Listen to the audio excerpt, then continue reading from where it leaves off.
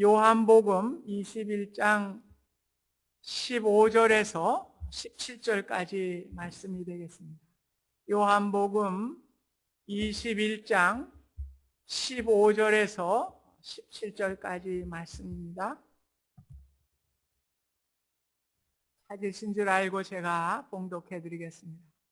저희가 조반 먹은 후에 예수께서 시몬 베드로에게 이르시되 요한의 아들 시몬아, 내가 이 사람들보다 나를 더 사랑하느냐 하시니 가로되 주여 그러하외다. 내가 주를 사랑하는 줄 주께서 아시나이다. 가라사대 내 어린 양을 먹이라 하시고, 또 두 번째 가라사대 요한의 아들 시몬아, 내가 나를 사랑하느냐 하시니 가로되 주여 그러하외다. 내가 주를 사랑하는 줄 주께서 아시나이다. 가라사대 내 양을 치라 하시고, 세 번째 가라사대 요한의 아들 시몬아, 내가 나를 사랑하느냐 하시니 주께서 세 번째 내가 나를 사랑하느냐 하심으로 베드로가 근심하여 가로되 주여 모든 것을 아시오매 내가 주를 사랑하는 줄을 주께서 아시나이다. 예수께서 가라사대 내 양을 먹이라. 아멘. 예수님이 세 번째 제자들에게 나타나시면서 오늘 첫 번째 사명을 주신 사건을 기록하고 있습니다. 21장을 여러분들이 다 보시면은 베드로를 포함한 7명의 제자들이 자신의 생계를 위해서 다시 갈릴리 바다로 나갑니다. 이 티베리아 바다란 말은 갈릴리 바다나 똑같은 지형입니다. 그래서 밤새 그물을 던지게 되는데 한 마리도 잡지를 못합니다.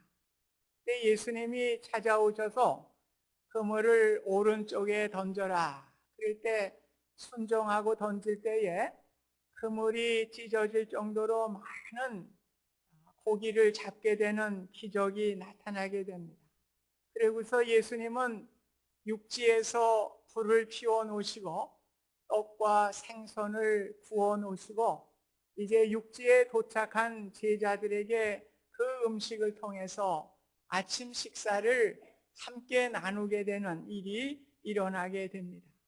그런 가운데 오늘 베드로에게 세 번씩이나 내가 나를 사랑하느냐 이렇게 질문을 던지게 됩니다. 마치 베드로가 세 번씩이나 주님을 부인했던 사건을 다시금 되새기게 하는 그러한 모양과도 같습니다.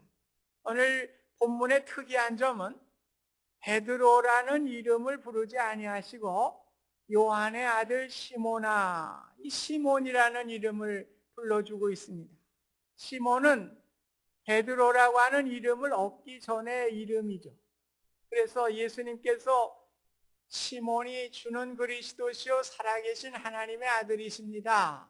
이런 위대한 신앙 고백을 하게 될 때에 이제 내 이름을 시몬이라고 하지 말고 베드로라고 해라. 그렇게 말씀하셨는데 오늘 옛 이름 시몬이라고 하는 이름을 다시 불러주십니다.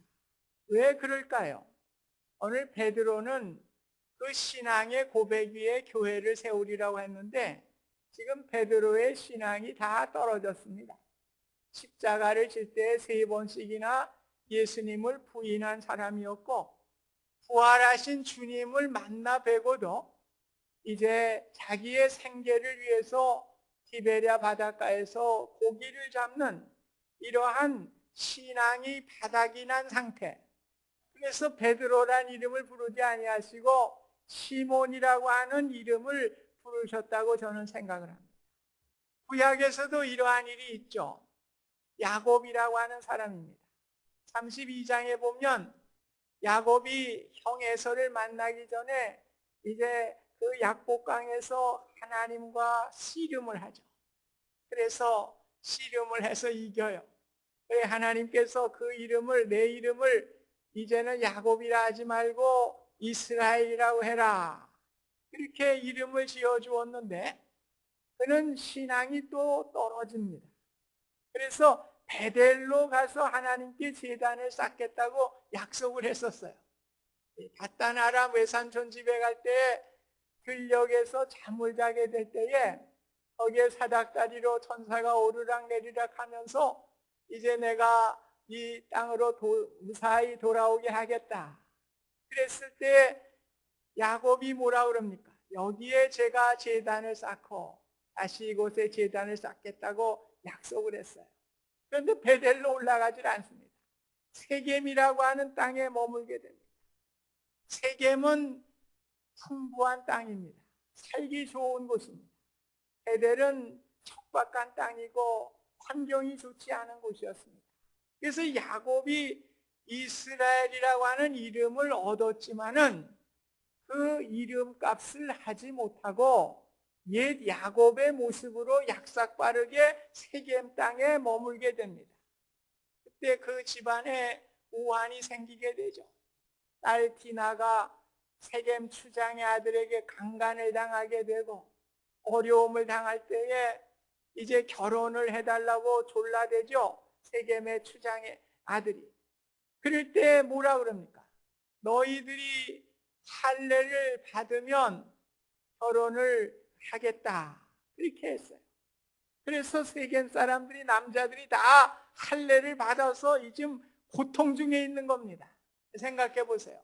요즘 같으면 뭐 포경수술이 아무것도 아니지만 옛날에는 이 남자의 생식기를 부싯돌로 잘라내는 거예요. 표피를. 그게 얼마나 고통이 심하겠어요. 그거 날 때까지. 꼼짝도 못하는 그 사람들을 칼을 가지고 가서 그 형제들이 다 사람을 죽이게 되죠. 그래서 야곱이 큰일 났습니다. 이제 그 주변의 부족들이 그냥 놔두지 않을 것 같아요. 그래서 생각난 것이 다시 베델로 올라가는 것이었습니다. 베델에 올라가서 하나님께 제단을 쌓게 될 때에 하나님께서 창세기 35장에 다시 내 이름을 야곱이라고 하지 말고 이스라엘이라고 해라. 이스라엘이라는 이름을 2번이나 얻게 됩니다. 무슨 말입니까? 하나님은 실패할 때마다 옛 이름을 부르신다는 얘기입니다. 그리고 신앙적으로 돌아오게 될 때에 다시 주셨던 이름을 부르시는 것을 우리가 보게 됩니다. 오늘 베드로도 그런 경우 같아요. 실패한 베드로를 베드로라고 더 이상 부를 수가 없어요. 시몬이라고 하는 옛 이름으로 예수님이 부르십니다. 그러면서 예수님이 질문을 하시죠. 15절 말씀해 보면은 요한의 아들 시몬아, 내가 이 사람들보다 나를 더 사랑하느냐? 예. 오늘 이 사람들보다 누굽니까? 같이 물고기를 잡으러 온 동료들, 6명의 그 동료들보다 내가 나를 더 사랑하느냐? 이렇게 물은 것입니다. 왜냐하면 사랑은 최고의 것이 되어야 하기 때문에 그런 것입니다. 이 사랑은 우리 하나님께 대한 사랑, 주님께 대한 사랑은 최고의 것이 돼요. 왜 그렇습니까? 우리가 부부가 결혼을 했는데 남편이 바람을 핀다고 생각을 해보세요. 바람 핀다고 옛 아내 사랑하지 않는 거 아닙니다. 그런데 왜 아내들이 닥달을 합니까? 자기의 최상의 사랑을 다른 여인에게 빼앗겼기 때문에 그런 거예요.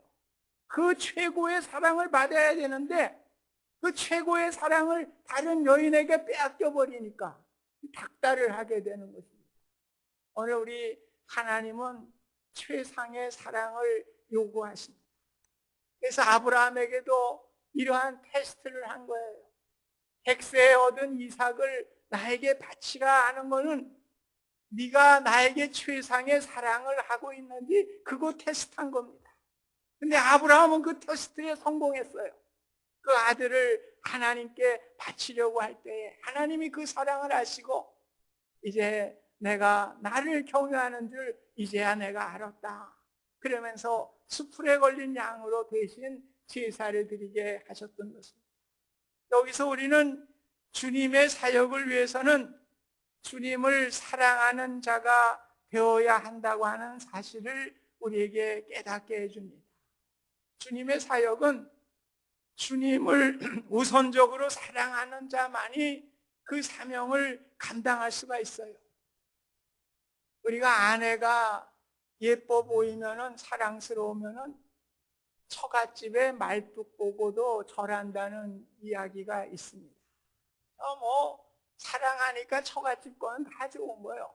뭐 편속간도 다 좋아요. 그래서 그냥 인사하고 냄새 나면 어때? 사랑하는데 다 좋은 겁니다. 오늘 우리가 주님을 사랑한다고 하는 것이 그것입니다. 오늘 하나님의 전에 와서 예배 드리는 것이 좋고 주님의 일을 하는 것이 기쁘고 늘 주님께 영광 돌리는 그 일이 참 마음에 기뻐서 할 수가 있는 것입니다. 오늘 이런 마음으로 주의 일을 해야 돼요. 물론 우리 사람이기 때문에 저도 그렇습니다. 뭐 1년 12달 그런 마음 갖기는 쉽지 않아요. 그러나 이러한 마음이 다운됐을 때는 우리가 기도해야 됩니다. 오늘 하나님의 일은 지식으로 하는 것도 아니고 경험으로 하는 것도 아니고 주님을 사랑하는 마음으로 그 일을 감당할 수 있기 때문에 우리의 마음이 다운됐을 때에 무릎 꿇어 기도하면서 주님을 사랑할 수 있는 마음을 주십시오. 회복시켜 주십시오. 오늘 그 일을 통해서 주님의 일을 감당할 수 있을 때 능력이 나타나기 때문에 오늘 주님이 그래서 그렇게 묻는 겁니다. 내가 나를 사랑하느냐? 그럴 때 주님 그러하오이다. 내가 주님을 사랑하는 줄 주님께서 아십니다. 그럴 때 내 어린 양을 먹여라. 그렇게 말씀을 하셨습니다. 어린 양은 어찌 보면 교회를 나오기 시작한 아주 신앙이 미숙한 사람들이라고도 할 수가 있습니다. 이러한 어린 양을 사랑으로 먹여야 돼요. 우리 자꾸만 뭐 교리로 먹이려고 그러고 뭐 자꾸만 뭐 내 지식으로 내 뭐 관습으로 내 전통으로 이런 것으로 자꾸 먹이려고 하는 잘못된 일이 있어요. 사랑으로 모든 걸 해야 됩니다. 어머니의 마음이 원망과 분노함을 갖고 있을 때 어린아이에게 젖을 먹이면 그 아이가 배탈이 나요. 설사를 하게 되는 것입니다. 오늘 우리는 늘 사랑의 마음으로 그것을 해야지. 오늘 아이를 양육하는 어머니가 사랑을 가지고 아이를 이렇게 양육하듯이 오늘 우리는 주님의 사랑을 가지고 돌보는 사명을 감당해야 할 것을 말씀하고 있는 것입니다. 그래서 사랑이에요. 두 번째 또 16절 말씀입니다. 두 번째 가라사대 요한의 아들 시몬아 내가 나를 사랑하느냐 하시니 가로되 주여 그러하외다. 내가 주를 사랑하는 줄 주께서 아시나이다. 똑같은 질문을 하시고 똑같은 답변을 했습니다. 그럴 때 한 단계 더 나아가서 내 양을 치라 그렇게 사명을 주십니다. 이 치라는 말은 재구실을 할 수 있도록 도와주라 그런 말이에요. 지금 어린 양에서 양으로 성장을 했습니다. 우리가 신체적인 성장만 한다고 해서 성숙하진 않아요. 여러분 10살 난 아이가 아직도 성숙하지 못해서 덩치는 큰데 그냥 기저귀 차고 다니고 엄마나 젖줘요. 그 성숙한 사람으로 볼 수 있겠습니까? 이 성장은 했는데 아직도 그런 상태에 있는 양들이 많아요. 교회에도 뭐 10년은 믿었는데 잘한 것 같은데 사람들이 보면은 뭐 한 10수년 다녔으니까 뭐 꽤 잘 믿는 것 같은데 보면은 신앙은 어때요? 아직도 의존적이에요. 목사님 젖 주세요. 오줌 싸세요. 기저귀 빨아주세요. 그런데 이 사람들도 귀하다는 것입니다. 종종 가정에 병약자로 태어나는 경우가 있죠. 뭐 다운 증후군이라든지 신체적인 결함으로 태어나는 경우가 있습니다. 그런데 그 부모님들은 이 신체적인 결함을 가지고 태어난 자식을 더 사랑하게 되는 거예요. 왜? 못났으니까. 오늘 저는 이렇게 해석을 해봤어요. 오늘 여기 양이라고 하는 것은 양을 치라고 하는 것은 우리 주변에 그런 사람들이 많이 있어요. 사람의 입장에서 보면 별 볼 일 없어 보일 수가 있습니다. 그러나 주님의 마음으로 보면은 다 소중한 양이 되는 거죠. 그래서 주님의 마음을 가지고 소중히 여기고 사랑하는 마음으로 그 양을 치라고 하는, 성숙하도록 그 치라고 하는 명령을 우리에게 주신 것입니다. 우리가 양을 치라고, 왜 설교 때마다 보면 뭐 천편일률적이죠. 양을 치라. 그것은 잘 양육해서 교육시키고 훈련시키고 이렇게 해야 된다. 물론 그것도 맞는 말이에요. 그러나 저는 그렇게 해석하고 싶지 않습니다. 사랑에는 말이 없어요. 사실 아무 말도 없지만은 사랑만으로 충분합니다. 진정한 사랑은 100마디의 잔소리보다 낫습니다. 그래서 오늘 우리가 잔소리해서 듣는 사람 별로 없어요. 아이들이면 모르겠지만 성인들은 잔소리 안 듣습니다. 제 아들 놈들도 제 잔소리 안 들어요. 전화하면 귀찮다고 그래요. 그래서 저는 전화를 안 해요. 근데 우리 아내는 어머니 입장에서 그 안타까운가 보죠. 자꾸 전화하면. 뭐라 그래서 엄마 왜 자꾸 전화해? 뭐 용건도 없이 왜 전화하는 거야? 이렇게 귀찮단 말이야. 잔소리 귀찮은 겁니다. 듣지도 않아요. 오늘 우리는 사랑함을 통해서 양을 치는 사명을 감당할 수가 있는 것입니다. 요즘같이 뭐 교육 안 된 데가 어디 있어요? 그냥 인터넷만 열면 뭐 목사보다 낫습니다. 어떤 데 전문 지식들 가면 뭐 신학자보다 나은 경우도 있어요. 왜? 거기에 다 수록되어 있으니까. 그래서 어떤 경우는 돈을 내고 인터넷도 보죠. 아주 귀한 자료들은. 그래서 요즘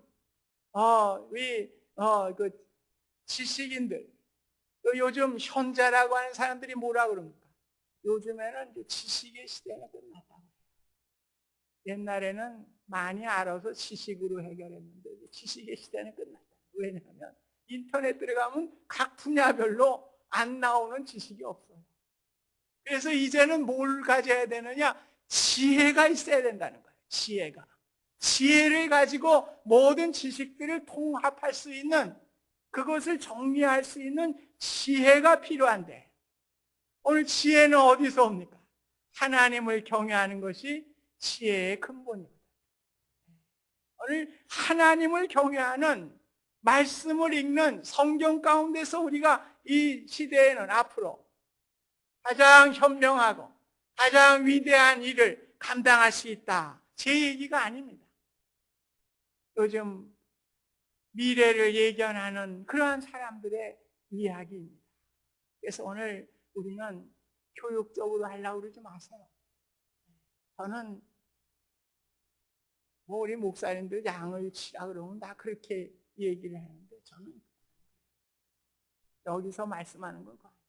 사랑입니다. 하나, 둘, 셋, 모든 게 다 사랑입니다.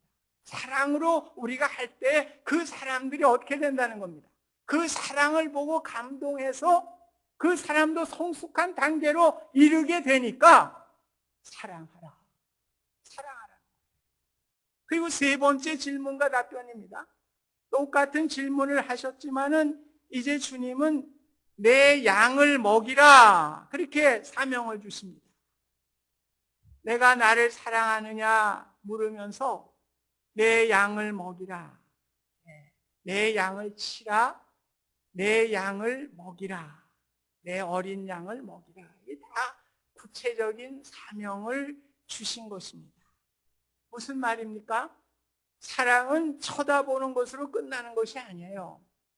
구체적인 행동이 뒤따라야 그 사랑이 아름답게 이루어지는 것입니다. 여러분이 잘 아시는 오헬리라고 하는 이 단편 작가의 크리스마스 선물, 뭐 다 아시는 얘기죠. 아내는 남편이 보니까 돈이 없어요. 시계는 갖고 다니는데 줄이 없어요. 그냥 시계만 들고 다니니까 이 크리스마스가 돼가지고 선물을 하고 싶은데 돈은 없으니 자기의 긴 머리카락을 잘라가지고 팔아서 남편의 시계줄을 선물로 사놨습니다. 이 남편은 또 아내가 보니까 머리는 긴데 말이에요. 좀 예쁜 핀이 있으면 이렇게 꽂고 다닐 텐데 그거 사줄 돈이 없어요. 그래서 크리스마스 선물로 자기가 가지고 있었던 시계를 팔아가지고 그래서 그것을 머리핀을 선물로 한 거 아닙니까? 이제 그 선물이 다 필요 없게 됐습니다. 머리가 잘랐는데 뭐 머리핀이 필요합니까? 시계를 팔았는데 시계줄이 무슨 필요가 있습니까? 그럼에도 불구하고 그 소설이 우리에게 가슴을 때리고 우리의 가슴에 감격을 주고 우리의 가슴을 울리는 것은 무엇입니까? 두 부부가 사랑의 실천을 그렇게 하게 될 때에 오늘 우리에게 감동을 주는 것입니다. 사랑이란 아내가 필요한 것, 소중한 것을 생각하고 남편이 소중히 여기고 필요할 것을 소중히 여겨주고 실천하는 것이 사랑이에요.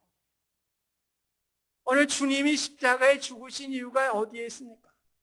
사랑하는 양들을 사랑하시고 자신의 목숨까지 주시면서 구원하여 함께 영원한 천국에서 영원한 기쁨을 누리며 살아가게 하기 위해서 어떻게 한 거예요? 몸소 실천하신 사건입니다. 사랑은 말로만 하는 게 아니에요. 우리 주님이 사랑하셔서 불러주신 주님의 양들을 우리가 사랑하는 것입니다. 멀리 갈 것도 없어요. 오늘 우리 탁구 대회를 하는데 우리 소그룹 뭐 몇 가정 됩니까? 많아봐야 7, 8가정이고 적은 가정은 5가정. 우리가 그 소그룹로부터 사랑을 실천할 수 있기를 바랍니다. 사랑은 생각만 갖고 하는 게 아니에요. 오늘 그 가정들을 위해서 기도하고 위로하고 오늘 사랑을 실천할 때 사랑이 표현되게 되는 것이죠. 또한 주님이 십자가에 찢기시고 상하신 몸이 바로 교회예요. 교회입니다. 주님을 사랑하는 일은 주님의 교회를 사랑하는 일입니다. 교회의 부흥과 선교와 복음 사명을 위해서 여러분들이 그 일을 사랑하며 그 주님의 교회에 영광을 나타내기를 힘쓰게 될 때 그 바로 주님을 사랑하는 것입니다. 주님의 교회를 위해 행해지는 작은 봉사라고 하여도 이것을 통해서 주님이 영광을 받으실 수 있도록 나로 인해서 교회가 화목하고 사랑으로 하나 되고 복음의 역사를 위해 쓰임받게 할 수 있도록 내가 헌신하고 봉사하는 것이 바로 사랑이에요. 주님이 하늘에 계셔요. 우리 주님을 구체적으로 사랑하는 것은 교회 사랑하는 겁니다. 주님의 몸이에요. 교회를 사랑하는 것이 주님을 사랑하는 것입니다. 저는 요한복음의 결론을 예수 사랑이라고 봅니다. 오늘 예수 사랑. 주님은 우리를 사랑하셔서 하늘 보좌를 버리시고 인간의 몸으로 오시는 그 사랑을 실천했습니다.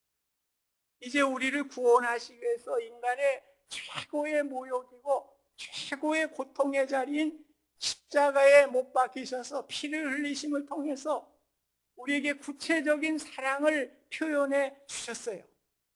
그래서 찬송가 411장은 찬송가 중에 찬송가예요. 사랑의 찬송가이기 때문에 그래요.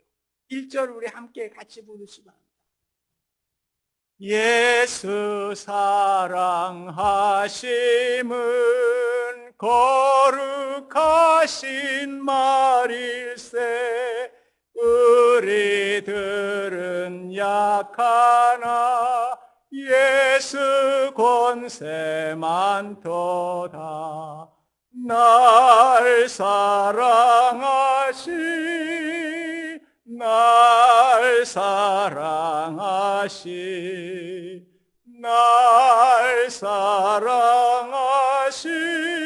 성경에 써 있네. 주 325년에 콘스탄틴 대제가 기독교를 공인한 후에 니케아 종교회의를 열게 됩니다. 한 280여 년 동안 기독교가 박해를 당하게 돼서 많은 순교자를 내게 되었고 순교를 당하지는 않았지만 많은 고문을 당해서 그 지도자들 가운데는 다리가 잘라지고 팔이 잘라지고 장님이 돼가지고 목발을 짚고 팔을 감싸고 보이지 않는 눈을 가리고 먼 길에서 거기에 회의에 참석하기 위해서 왔습니다. 그들은 서로 껴안으면서 저는 아무개입니다. 저는 약하지만 주님을 사랑합니다. 이렇게 하면서 고백하면서 서로가 서로를 격려하며 아름다운 회의를 열었다고 하는 감동적인 이야기입니다. 오늘 우리가 인생을 가는데 세 가지로 구분해 볼 수가 있을 것입니다. 첫째는 그저 되는 대로 사는 길입니다. 되는 대로. 운명인 줄 알고 모든 걸 다 운명으로 따지고 저 운명인데 뭐 내 길은 이런 거야 그러면서 살아가는 되는 대로 살아가는 사람. 또 한 사람은 비판적인 자세로 살아가는 사람. 아이고 나는 고생줄 타고난 놈이야. 난 재수 없는 놈이야. 난 왜 이렇게 지지리도 복이 없을까? 인복이 없을까? 이렇게 하면서 부정적인 자세로 비관적인 자세로 살아가는 사람입니다. 마지막으로는 내가 살아가는 길에 감사하며 살아가는 사람입니다. 나는 주님으로부터 사랑받은 존재이다. 나의 가는 길이 주님이 주신 길임을 확신하면서 걸어가게 될 때 얼마나 아름답고 복된 인생을 살아갈 수 있는 것입니까? 우리가 주님을 사랑한다면 구체적인 행동이 따라야 합니다. 그것은 주님의 사역에 동참하는 주님의 양을 먹이는 일입니다. 주님의 양을 먹이기 위해서 여러분들이 목사가 되고 선교사가 되라는 의미가 아닙니다. 물론 여기 계신 분 중에 목회자가 되실 분도 있겠습니다만 대부분의 성도들은 주님의 사역의 협력자로서 함께 양을 먹이는 일을 감당해야 됩니다. 그래서 여러분들이 이 교회의 일은 여러분들이 담임 목사의 사역을 돕고 목회자들의 사역을 도와주고 선교사의 사역을 도와주고 주님의 몸된 교회를 사랑하면서 얼마든지 양을 치고 먹이는 일에 협력자로서 우리가 그 역할을 잘 감당할 수가 있는 것입니다. 오늘 이 시간에 부활 후 첫 사명을 주신 주님의 마음을 헤아리실 수 있기를 바랍니다. 주님의 사명에 응답하시기 바랍니다.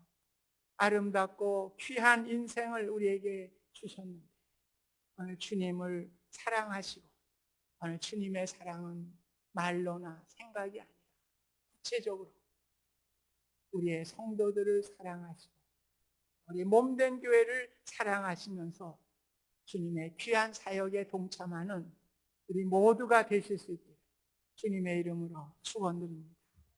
감사하신 하나님, 오늘 우리에게도 내가 나를 사랑하느냐 주님이 물으십니다. 네, 주님을 사랑합니다. 구체적으로 우리 형제 자매들에게 사랑을 표현하고 주님의 몸된 교회를 사랑하면서 하나님의 영광을 위해 쓰임받는 복되고 아름다운 인생이 될 수 있도록 축복하여 주시옵소서. 예수님의 이름으로 기도하옵나이다. 아멘.